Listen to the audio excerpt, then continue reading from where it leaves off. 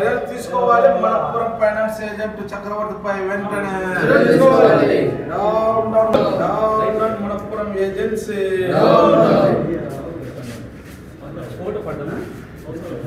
చర్యలు తీసుకోవాలి. మనపురం ఫైనాన్స్ పై చర్యలు తీసుకోవాలి. మనపురం ఫైనాన్స్ పై ప్రజలను మోసం చేస్తున్న మనపురం ఫైనాన్స్ ఏజెన్సీ వారు ఎత్తేయాలి. మనపురం ఫైనాన్స్ వెంటనే ఎత్తేయాలి. ప్రజలను మోసం చేస్తున్న మనపురం ఫైనాన్స్ లైటింగ్ సరిగా లేదు. క్రిందట ప్రొద్దుటూరు పట్టణంలోని ఎర్రన్న కొట్టాలకు చెందిన బాలన్న అనే వ్యక్తి ఐచర్ వాహనంను మనపురం ఫైనాన్స్ ద్వారా 8 లక్షల చిల్లర ఫైనాన్స్ రూపంలో తీసుకొని ఆ వెహికల్ను అక్కడ బియ్యంగూడెంలో పెడితే ఆ ఫైనాన్స్కి సంబంధించిన చక్రవర్తి అనే ఒక ఏజెంటు వచ్చి ప్రొద్దుటూరుకు వచ్చి నీది 3 కంతులు పెండింగ్ ఉన్నాయి అంటే దాదాపు 5 లక్షల చిల్లర ఇతను పే చేయడం జరిగింది మనపురం ఫైనాన్స్కు.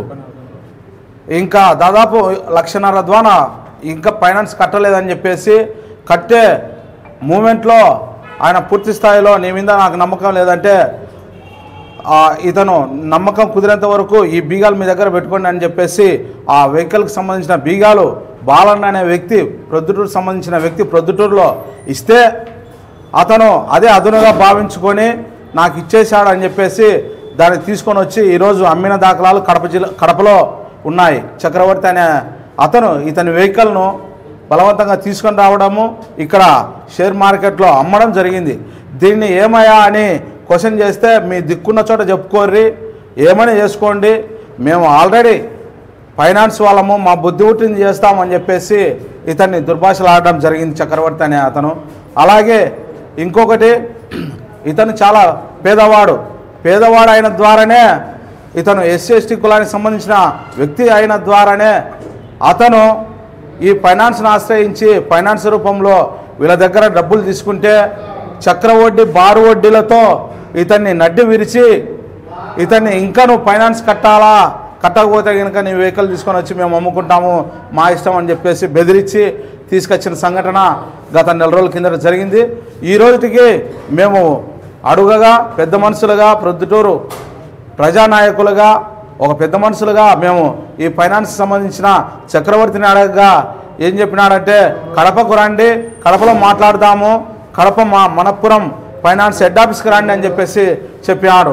ఇక్కడికి వస్తే అతను లేడు, మాకు తెలియదు అని చెప్పేసి ఇక్కడ యాజమాన్యం చెప్తా ఉన్నారు. అది ఎంతవరకు తగునో వాళ్ళు కూడా ఆలోచించుకోవాలా.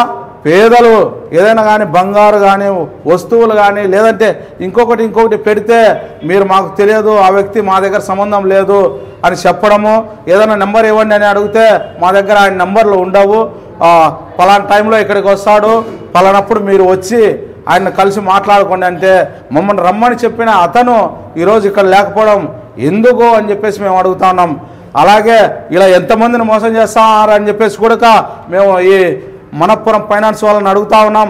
పూర్తి స్థాయిలో ఒక నిరుపేద అతను ఏదో బతుకు జీవనాధారమై మీ దగ్గర ఫైనాన్స్ తీసుకుంటే మీ ఫైనాన్స్ మీకు కడతా ఉన్నారు. ఇంకా కట్టలేని పక్షంలో ఇంకా టైం ఉంది, మార్చి ఎండింగ్ లోపు కట్టాల్సిన టైం ఉంటే ముందుగానే తీసుకొని పోయి ఆ వెహికల్ని అమ్మడం ఎంత దుర్మార్గము. మీ యొక్క మనపురం ఫైనాన్స్ ఉందని చెప్పేసి మీరు బెదిరిస్తారా, ప్రజలను భయభ్రాంతులకు గురి చేస్తారా అని చెప్పేసి మేము అడుగుతా ఉన్నాము. ఈ సమస్య పైన కూడా జిల్లా ఉన్నతాధికారులకు కూడా తెలియజేస్తాము. అలాగే జిల్లా కలెక్టర్ గారి దృష్టికి కూడా తీసుకెళ్తాము, జిల్లా ఎస్పీ గారిని కూడా కలుస్తాము. ఇదే సంఘటన ఈరోజు అతను నమ్మని చెప్పినాడు. మేము వచ్చిన తర్వాత అతనైతే ఇక్కడ లేడు, చక్రవర్తి అనే అతను. కాబట్టి అతని పైన వెంటనే క్రిమినల్ కేసులు నమోదు చేయాలని, క్రిమినల్ కేసులు చర్యలు తీసుకోవాలని చెప్పేసి బాధితుని తరపున మేము అడుగుతా ఉన్నాము. ఈ విషయం పైన జిల్లా ఎస్పీ గారిని కూడా కలుస్తాం.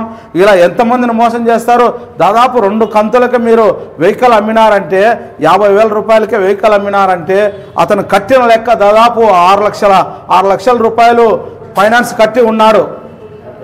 6 లక్షల రూపాయలకు ఎవరు బాధ్యులు? ఆ లెక్కకు మీరు విలువ చెప్పాల్సిన అవసరం ఉంది. ఇంతటితో మేము ఒకటే అడుగుతున్నాము, ఆ పిల్లానికి న్యాయం చేయండి చేయండి అని చెప్పేసి మన